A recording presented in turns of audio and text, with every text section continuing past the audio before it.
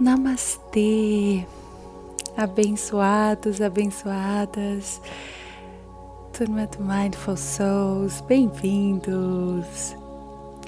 Nós continuaremos a leitura abençoada da mensagem As Cartas de Cristo. Carta 6, nós vamos, para você que está acompanhando o livro, nós vamos ali naquela parte onde eles falam sobre o cristianismo. Nós dividimos em algumas partes para que não fique tão cansativo para vocês. Então essa seria aqui dentro da nossa organização a parte 4.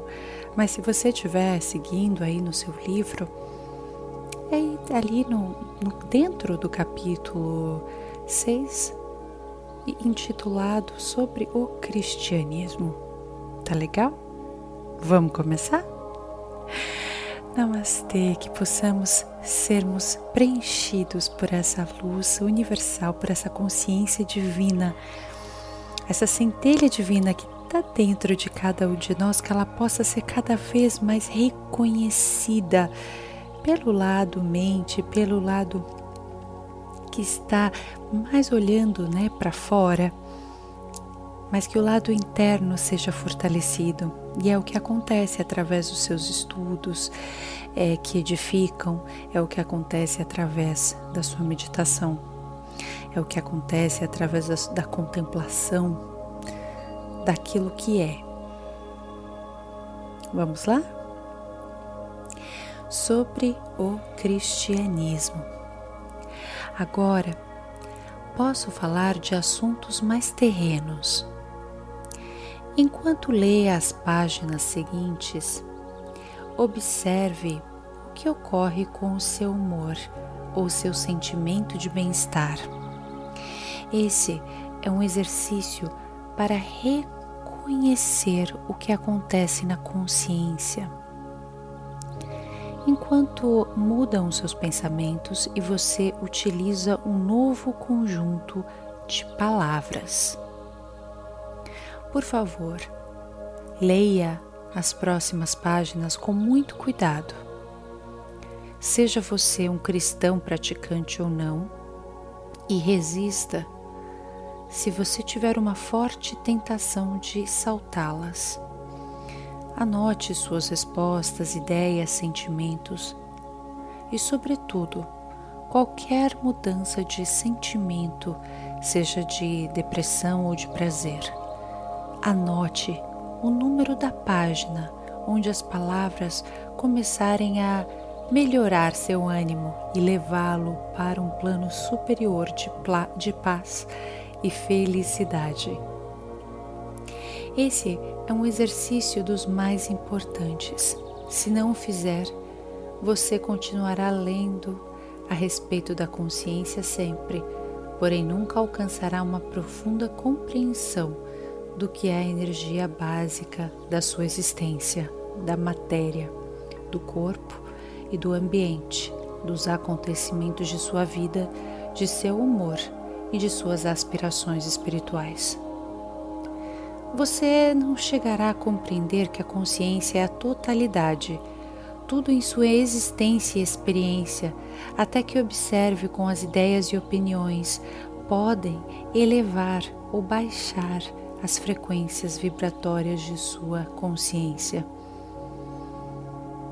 Desejo que você se torne consciente das palavras que utiliza em sua vida diária, a qualidade de vida que elas criam para você e o impacto que elas causam para os outros, elevando os seus ânimos em paz e alegria ou deixando-os deprimidos e esgotados. Além disso, é minha sincera intenção alcançar aqueles de vocês que atualmente estão vinculados a alguma religião cristã, que estão lutando com o condicionamento religioso passado ou presente e encontram dificuldades para se livrar de suas percepções dos dogmas, a fim de se moverem livremente nas frequências vibratórias mais finas de um conhecimento espiritual superior.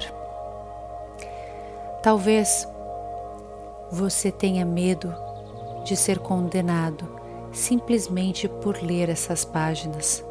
Ainda assim, o atraem fortemente e você sente intuitivamente que está lendo sobre a verdade da existência, que não foi ensinada por seus líderes religiosos.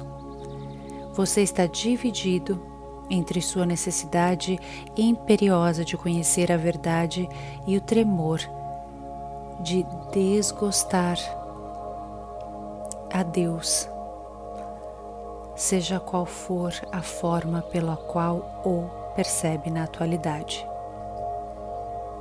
Eu, o Cristo, estou muito consciente da angústia que essas cartas causam a muitas pessoas sinceras e desejo conduzi-las além da sua inquietude até a perfeita paz mental e alegria.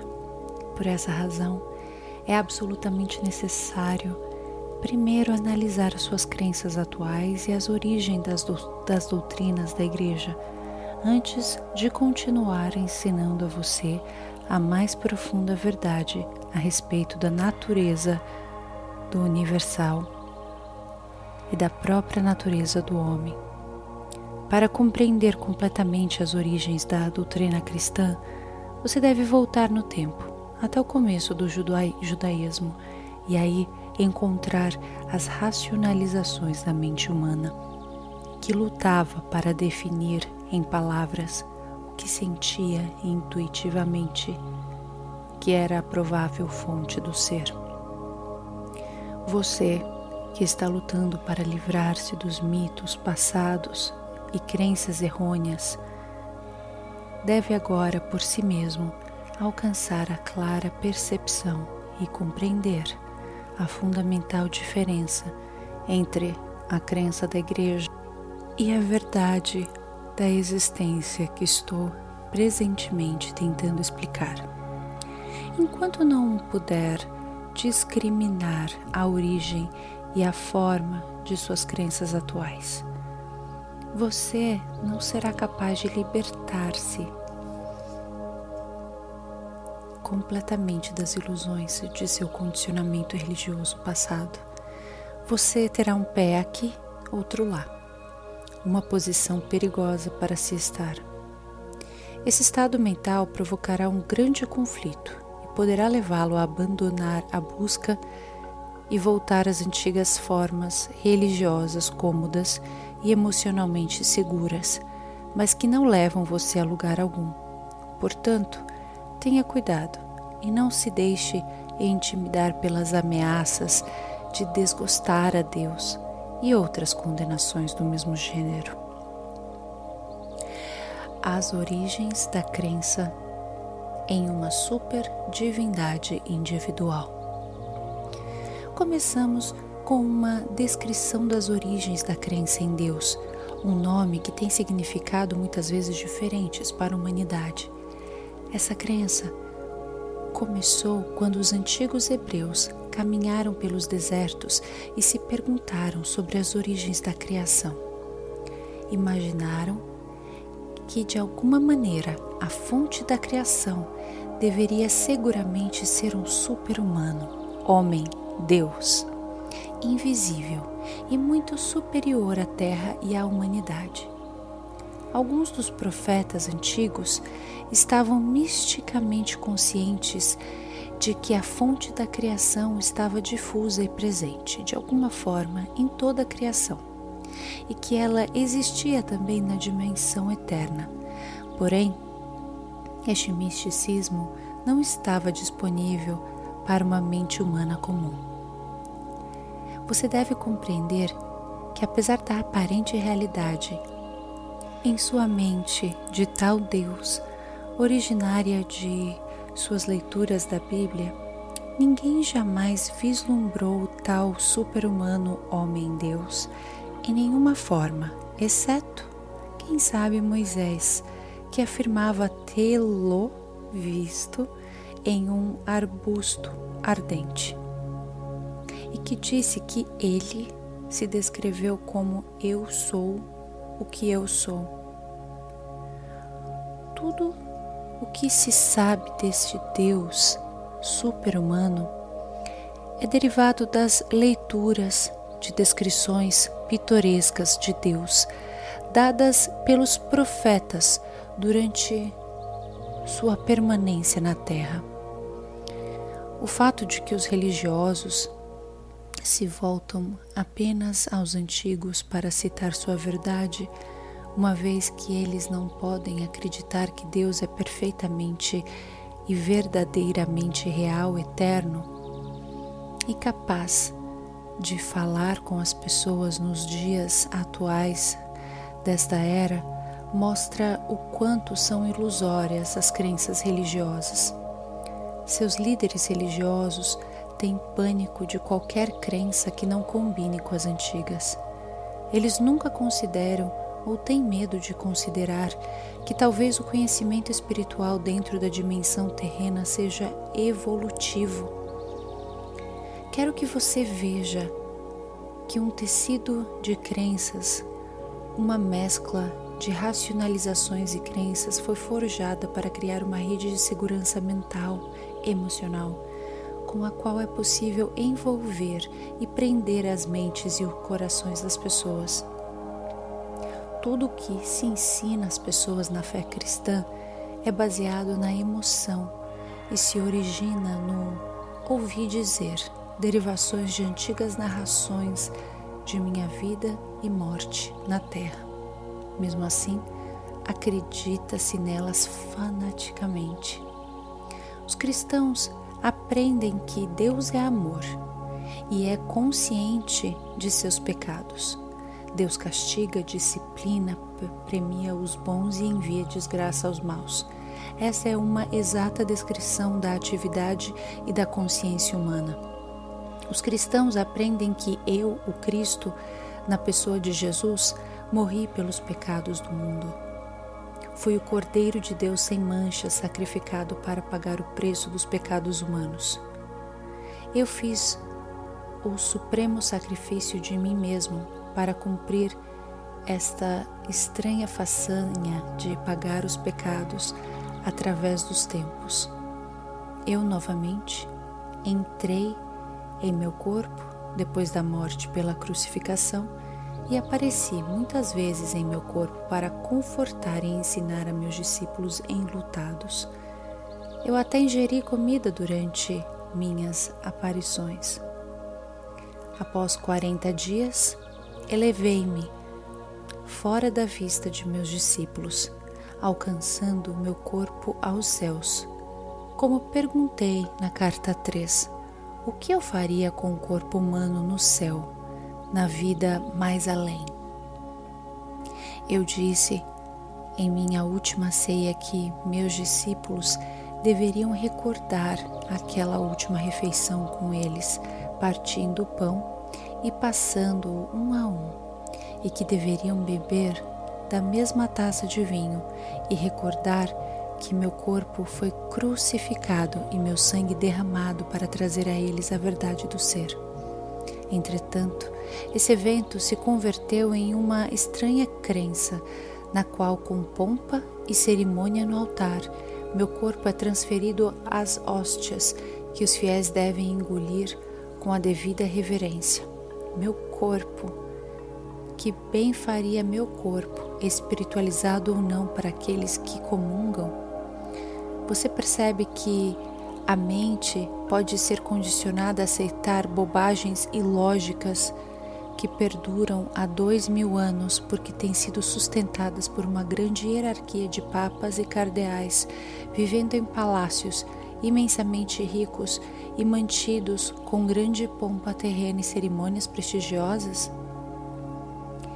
Eu quero que você conheça a verdade sobre aquela fatídica noite que chamam de última ceia. Para maior clareza, ainda que seja doloroso fazê-lo, desci em mim as frequências vibratórias de consciência para entrar diretamente na recordação consciente de meus pensamentos e sentimentos durante a última refeição com meus discípulos. Ainda que eu fosse um homem forte, iluminado e seguro de que tinha um destino a cumprir, que não poderia evitar, não queria evitar, estava profundamente triste ao começar a refeição, a ceia da Páscoa. Meus discípulos tinham sido meus amigos e tinham ficado ao meu lado em algumas circunstâncias difíceis. Eu estava sofrendo por ter de deixá-los e temendo por seu bem-estar. O que aconteceria a eles ao ficarem sozinhos, sem a minha orientação e proteção? Dependiam de mim mais do que percebiam. Recordei meus anos ensinando as pessoas. Senti uma profunda sensação de ironia ao recordar a minha volta do deserto. Estava sujo, descuidado, porém literalmente possuído por uma alegre solicitude para com os meus semelhantes e intensamente entusiasmado porque poderia colocá-los no bom caminho, introduzir em suas mentes a verdade sobre a existência, mostrar como superar os seus temores, suas doenças, pobreza e miséria. Eu iria conquistar o mundo. Porém, como tinha sido diferente o resultado, logo estaria pendurado em uma cruz. Era verdade, entretanto, que eu tinha alcançado muito êxito. Refleti sobre os momentos de cura e aceitação alegre das pessoas ao Pai amoroso. Eu podia compreender por que o sumo sacerdote e o conselho me odiavam. Ao invés de medo, castigo e sacrifício de animais, eu tinha trazido às pessoas a realidade do Pai amor, provando isso pela cura de casos terminais. Voltei minha atenção aos meus discípulos, que estavam falando entre si enquanto comiam. Eles permaneciam inconscientes do desafio que me aguardava, minha crucificação. Embora eu os tivesse avisado várias vezes, negaram-se a aceitar minhas palavras como verdade. Pensaram que eu começava a ter medo do sumo sacerdote e se perguntavam por quê. Eu já havia conseguido sair de situações ameaçadoras antes. Como era de costume na Páscoa, falavam das circunstâncias da fuga dos israelitas para o Egito. João, que tinha uma forte imaginação, fazia um relato vívido de Moisés reunindo os israelitas e dizendo que finalmente iriam deixar o Egito, escapando da escravidão para a liberdade no deserto. Por essa razão, Moisés se dirigiu ao responsável de cada família para que matasse um cordeiro sem mancha e com um punhado de ervas marcasse com sangue a porta de sua casa. Moisés disse que anjos viriam voando à noite atravessando o Egito, matando os primogênitos de todos os egípcios e o seu gado, deixando somente os primogênitos dos israelitas, que seriam salvos pelas marcas de sangue em suas portas. Enquanto os escutava, vendo sorrisos e sinais de aprovação para aquele maravilhoso acontecimento, me dei conta, angustiado, de que pouco havia realmente compreendido de minha descrição do Pai Celestial. Ouvi as palavras de João sobre sangue, sangue e sangue. Sangue do cordeiro sem mancha, sangue nas marcas das portas, sangue das crianças e do gado egípcios. Como sempre, me espantei com os séculos de preocupação judia com o sangue e brevemente recordei que Abraão esteve mesmo disposto a matar seu único filho com a intenção de oferecê-lo em sacrifício, porque acreditava que Deus tinha dito a ele para fazê-lo. E logo pensei nos sacrifícios diários de animais no templo.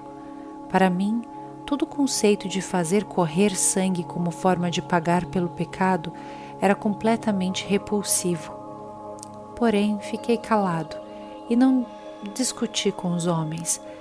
Percebi que suas mentes estavam cheias daquelas tradições tão sólidas e duras como pedra. Essa foi nossa última refeição juntos, em volta da mesa. Deveria ser um momento de paz entre nós e uma despedida amorosa. Era duplamente importante para os meus discípulos porque a Páscoa era um acontecimento muito sagrado para suas mentes judias. E isso eu teria que aceitar com um espírito de amor e compreensão.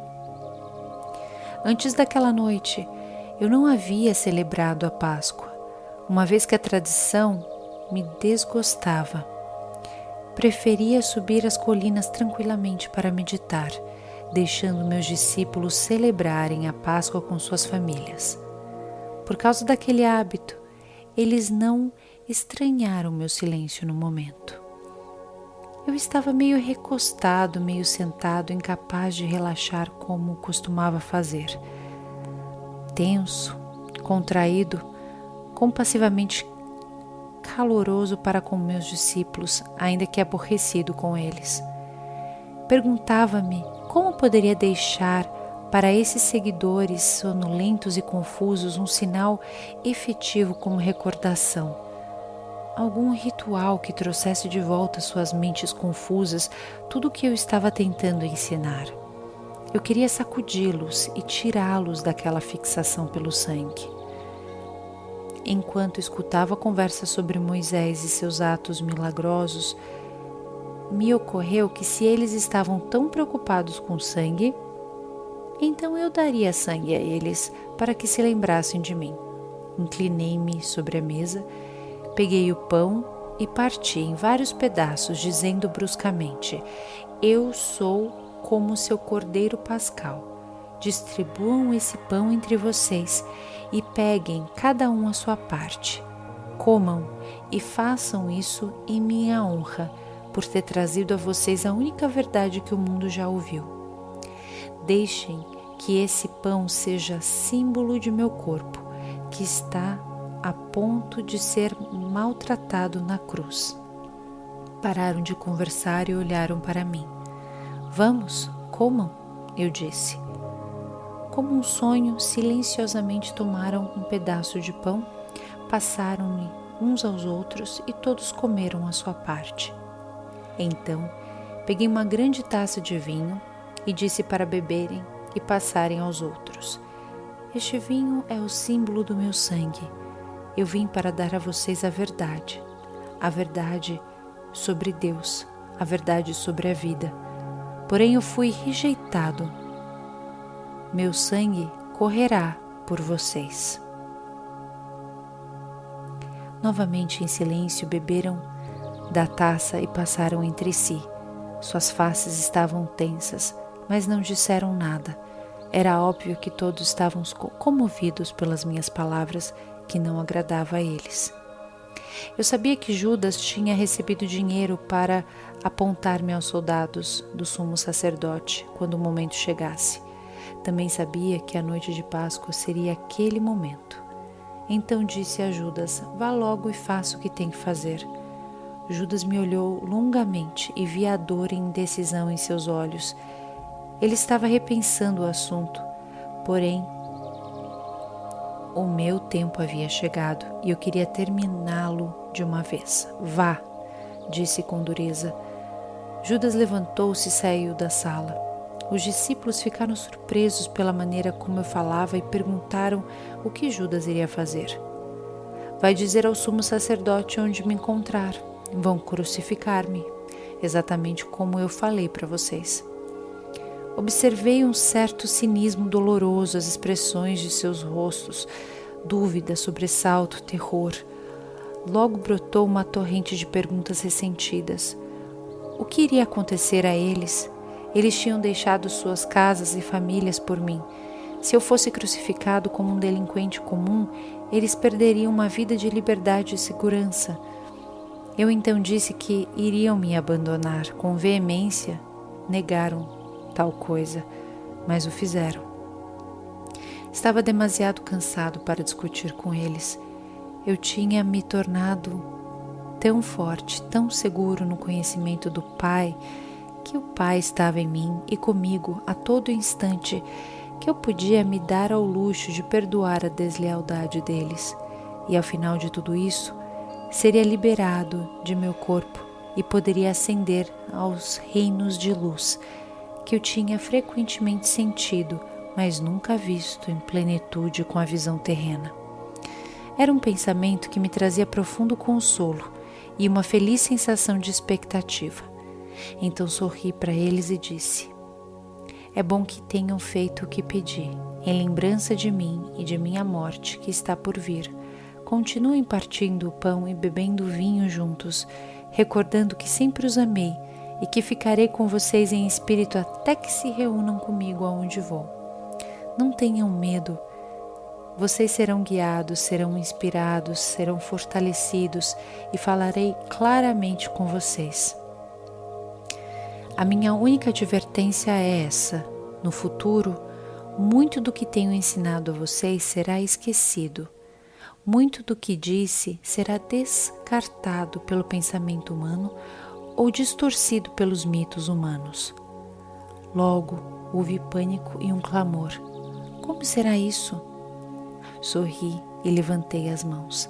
Falo do que acontecerá em um futuro distante. Enquanto isso, sejam fiéis a tudo o que ensinei e não duvidem de nada do que eu disse.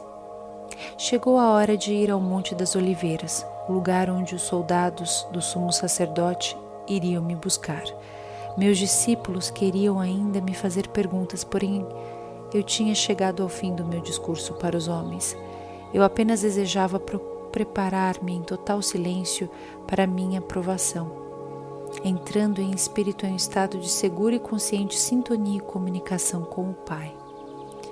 Caminhamos para o jardim e me retirei para minha rocha preferida. Sentei-me protegido do vento e envolvi-me na túnica. Fechei os olhos e pouco a pouco senti que entrava em uma grande serenidade de espírito e um poderoso silêncio. Logo, o poder em si desceu, tomando minha mente e meu coração. Preencheu-me com tal amor supremo que eu soube que estava sendo apoiado, sustentado no amor e que poderia manter meu amor por todos, não importando o que me acontecesse. Isso era tudo o que importava no momento em que minha hora havia chegado. Essa é a verdade por trás do partir do pão e beber o vinho em minha honra, de minha vida e meus ensinamentos. E como você que está lendo essa carta sabe, tudo que meu Pai me revelou em minha última noite na terra se cumpriu. Como eu falava do Pai, do Filho e do Espírito Santo, a Igreja decidiu no Concílio de Nicéia que eu me referi a 3 pessoas em uma. Consequentemente, as pessoas rezam o Pai para pedir benefícios, imploram ao Espírito Santo para que instrua espiritualmente e rezam ao Filho para salvá-los de seus pecados. Você pode ver o quanto as crenças são terrestres e humanamente concebidas? Graças ao sentimentalismo e à promessa de uma viagem gratuita ao céu nos calcanhares do Salvador, as crenças tornam-se uma estrutura religiosa humanamente concebida para consagrar o império da Igreja dentro dos impérios terrenos, Roma, Áustria, Espanha. As crenças foram pretexto para a tortura sistemática, a morte na fogueira e a execução dos dissidentes. Elas também inspiraram as guerras entre nações.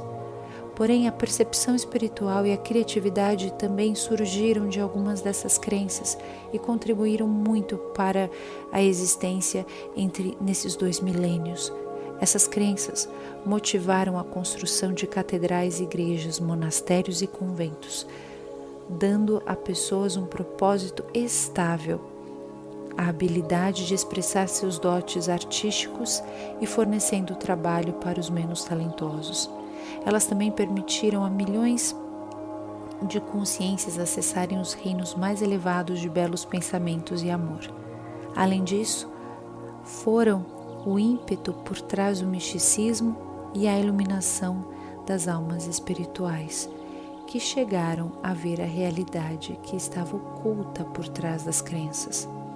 Enquanto tudo isso se passava, as crenças também criaram as condições para o desenvolvimento de hierarquias de superioridade religiosa com imensa pompa e riqueza. Estes são edifícios criados com os impulsos do ego concebidos pelo ser humano e, portanto, totalmente falsos de um ponto de vista espiritual. A verdade em relação ao pecado.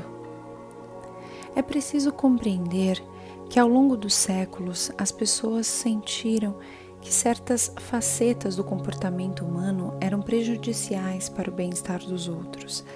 Elas tinham testemunhado assassinatos, roubos de mulheres e de bens alheios, causas de grande dor e sofrimento para a comunidade, tornando a vida difícil e às vezes intolerável.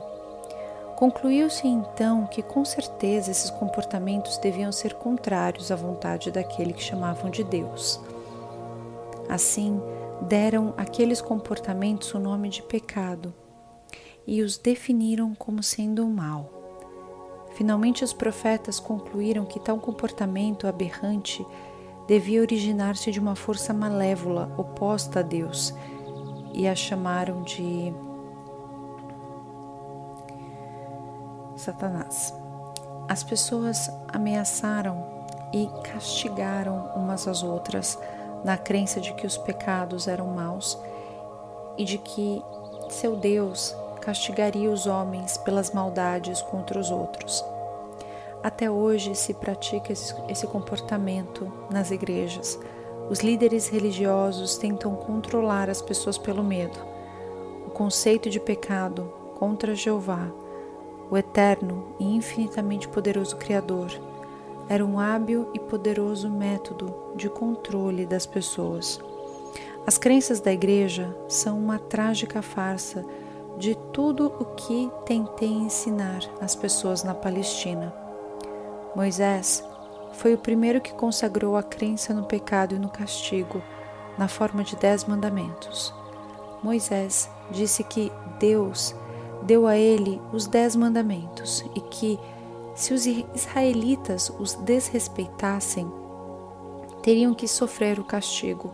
Em alguns casos, isso significava a morte por apedrejamento, e ensinou que, se desrespeitassem as leis, estariam pecando contra Deus. A verdade exata é que Moisés foi ao monte para rezar, pedindo um meio para controlar os israelitas rebeldes. Em resposta àquela oração, recebeu a inspiração, os 10 mandamentos, dados a ele para ajudá-lo em sua tarefa de dirigir os israelitas sem perigo em sua jornada no deserto, com menor grau de confusão. Religiosos aceitam e creem de todo o coração em um Deus que, segundo dizem, instruiu Moisés a engajar-se com comportamentos agressivos e massacres ao conquistar a terra prometida. Esta era uma terra bela e produtiva que foi arrancada sem piedade de um povo trabalhador, assassinado aos milhares. Isso foi considerado como a coisa certa a fazer, uma vez que Deus tinha prometido para eles uma terra bela na qual se estabeleceriam. Até hoje, os religiosos creem que, como Deus falou com Moisés, deve ter sido Deus que decretou o derramamento de sangue. Em sua Bíblia, há muitas descrições semelhantes e horrendas sobre a guerra e derramamento de sangue, e são consideradas permissíveis, justas e corretas, porque se acreditou que Deus ordenou a eles para ir para a guerra contra os gentios. Você pode perceber na história dos judeus o desenfreado impulso do ego, no qual inclusive Deus é usado para isentá-los de toda a responsabilidade. No momento de exaltação do próprio poder, tornou-se permissível e justo ignorar os 10 mandamentos e realizar um extermínio em massa. Eles acreditavam não estar cometendo nenhum pecado, pois o massacre tinha sido ordenado por Deus. Que Deus? Você pode perceber porque era necessário que eu nascesse na Palestina e viesse entre os judeus, em um esforço para ajudá-los a ver que as suas crenças e práticas tradicionais eram totalmente contrárias à natureza da consciência divina, que verdadeiramente havia sido dado a eles o ser. Através dos séculos, os homens lutam com o conceito de pecado. Muitas pessoas sinceras ficam aflitas com a maneira pela qual ofendem a Deus e rezam pedindo perdão. Há muito tempo sacrificavam um sem número de animais no templo de Jerusalém para apaziguar a Deus na esperança de escapar das consequências de seus pecados. Desde aquela época, inumeráveis livros foram escritos sobre o tema, expressando pesar e horror por ver o estado da alma dos homens, indicando a mudança de comportamento pelo açoitamento com chicote para torturar a carne e fazê-la pagar pela maldade de pensamento, palavra ou ato. Muitos desses livros foram aplaudidos pelos cristãos em toda a Europa e guardados em arquivos de instituições religiosas. Esses livros prendem as pessoas à antiga personagem de Jesus, pregando a salvação do homem do castigo de seus pecados, por meio de minha morte na cruz. Como já expliquei, essas crenças são fisicamente impossíveis e contrárias aos fatos da criação.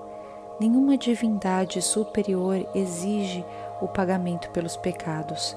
Este é um conceito inteiramente humano e pagão. Qualquer tipo de derramamento de sangue com o propósito de realizar ritos religiosos é paganismo. O que a Igreja cristã tem apresentado aos seus seguidores é uma versão glorificada do paganismo. Quando as pessoas tornam outras infelizes de um modo ou de outro, estão criando o seu próprio futuro em retorno, não como retribuição, mas como uma atividade consciente de criação. Portanto, é uma questão de urgência combater fortemente essas crenças no pecado e na salvação por minha morte na cruz, e a substituição pela compreensão espiritual que está sendo fornecida a você nessas cartas. Antes de abandonar o assunto de doutrinas religiosas, quero deixar claro que através dos tempos alguns buscadores espirituais da Igreja cristã purificaram suficientemente sua consciência para adquirirem uma forte consciência do poder para que eles chamam de Deus e acabaram por reconhecer que a Igreja não ensina a fonte do ser. Porém, somente uns poucos evoluíram espiritualmente o suficiente para irem além dos parâmetros das crenças religiosas e sentirem um influxo do poder, uma vez que a grande maioria das pessoas só pode conceber a verdade por meio de uma terminologia terrena. Eu, o Cristo, tenho que dizer que até este momento nenhum dos santos nem sequer vislumbrou a realidade da criação e a verdade por trás do comportamento humano como eu estou apresentando agora para você. Sem dúvida, chegou o momento em que deve ser dita a verdade sobre o pecado e o comportamento humano e o que as pessoas estão presentemente fazendo no mundo e a si mesmas, com a condição de que você tenha abandonado completamente os mitos seculares da doutrina religiosa e esteja agora ansioso, receptivo e de boa vontade, abrindo completamente seu coração às realidades da existência. Se não for assim, então o que eu tenho a dizer não terá nenhum sentido para você. Acredite-me, você não pode misturar suas velhas crenças religiosas com a verdade da existência. Se tentar fazê-lo, pode estar seguro de que não estará vendo a verdade, mas apenas a sua própria adaptação do que pensa que aconteceu com essas páginas. Se você continua a busca pela verdade da existência, mas permanece em um estado de divisão de convicção, pode continuar a buscar, mas com um grande custo para si, despedaçado pela indecisão, pelo medo e por uma contínua incapacidade de perceber o verdadeiro significado do novo ensinamento. Suas percepções e evolução serão parcialmente obscurecidas por mensagens originárias do antigo condicionamento de sua mente consciente e subconsciente. Talvez você não perceba a enormidade de tal problema nesse momento, porém é um problema enorme porque as suas profundas crenças atuais são a sua verdade atual, sobre a qual você constrói a sua vida. Elas são a sua realidade, suas convicções e crenças fortemente enraizadas podem ser completamente ilusórias, porém, se você crê inteiramente nelas, em seu subconsciente elas se tornam absolutamente reais para você. Mesmo que essas novas ideias que contradizem as suas crenças possam chamar a sua atenção, a sua consciência estará dividida e trará a você tremendo mal-estar e angústia. Lembre-se, a sua consciência é o tecido com o qual você elabora a sua vida. Esse tecido de consciência é a base de cada resposta sua para cada coisa que ocorre em sua vida mental, emocional e física. Sua consciência é sua realidade. Essa afirmação pode expressar-se de duas maneiras e ambas são a verdade da sua existência. Sua consciência cria sua realidade, sem distinção de quais sejam os feitos de sua vida terrena. Quando as pessoas acreditavam que a Terra era plana, tinham medo de aventurar-se demasiado longe nos oceanos, pois temiam que o barco caísse pelas bordas. As pessoas que acreditavam em uma Terra plana viviam segundo essa crença. Quando Galileu disse que a Terra era redonda, foi considerado um herege, porém sua percepção da circularidade da Terra permitiu que os marinheiros adquirissem uma nova visão do mundo e empreendessem viagens para descobrir o que havia do outro lado do oceano. Foi necessária uma mudança de suas crenças para tornar isso possível. Você está em uma situação semelhante com respeito a essas cartas. Aqueles que as desprezam e as ridicularizam são como as pessoas que acreditavam em uma terra plana e que tinham medo de cair pelas bordas se navegassem demasiado longe de seu ambiente conhecido. Seus horizontes são seriamente limitados por suas falsas crenças. Assim, os horizontes daqueles que creem que o mundo é sólido também serão severamente restritos. Dia após dia lamentam e se afligem pelas desgraças que desabam sobre o mundo, crendo que não existe nenhuma escapatória.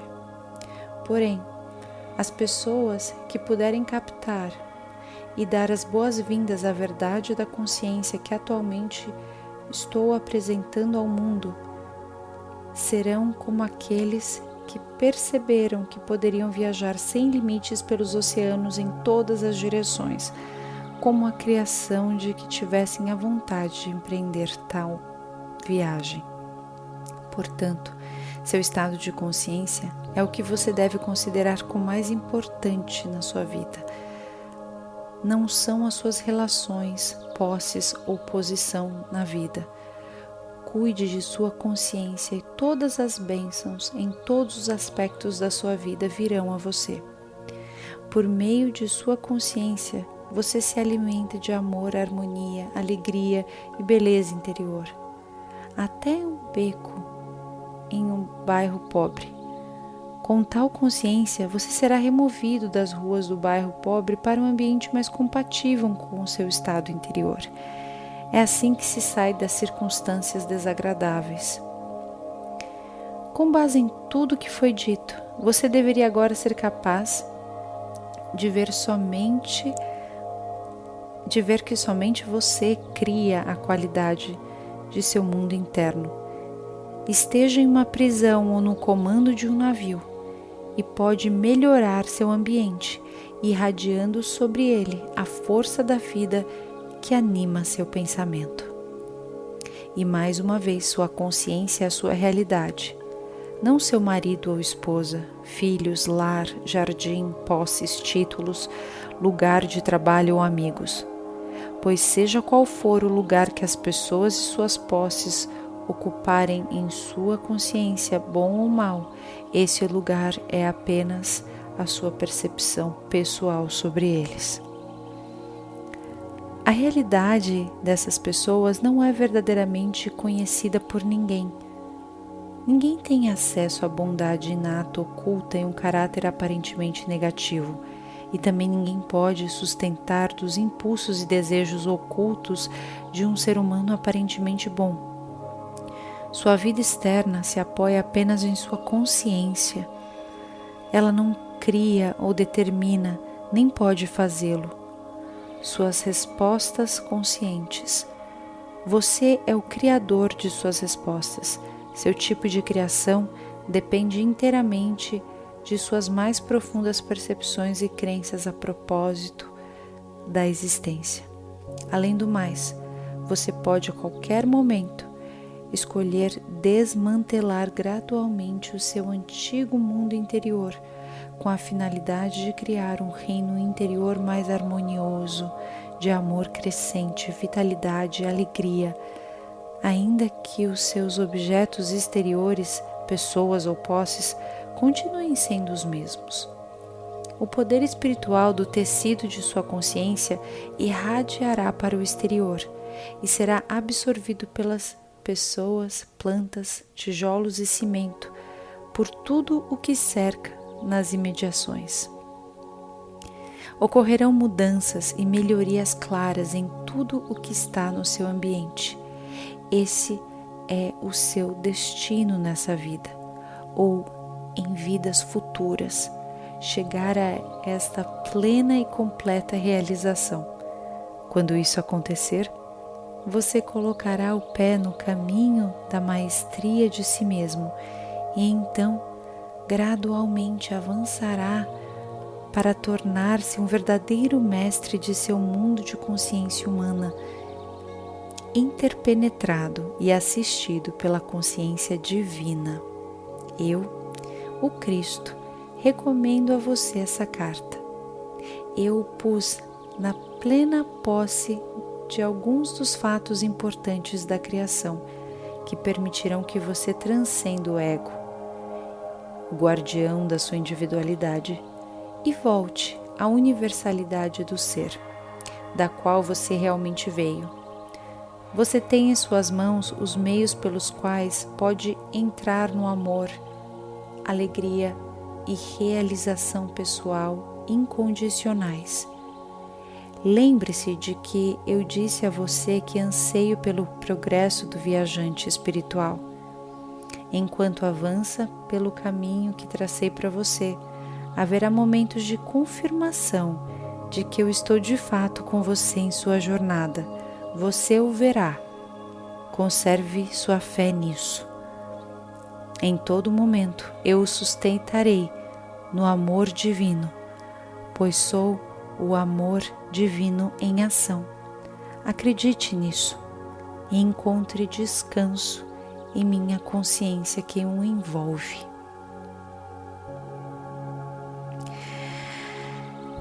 Namastê, abençoados amigos, Mindful Soul. Aqui encerramos a mensagem, carta 6 do livro /mensagem As Cartas de Cristo, e nos vemos no próximo episódio para mais um momento de Swadhyaya, que é justamente leituras de livros que nos enaltecem, que nos elevam, de escrituras sagradas, de livros que foram recebidos para ajudar e contribuir para a evolução da humanidade, a evolução espiritual sendo vivida aqui na Terra. E nos vemos a próxima carta 7. Muito amor, luz, saúde, presença divina e consciência na universalidade do ser. E presença crítica em cada um de vocês. Namastê.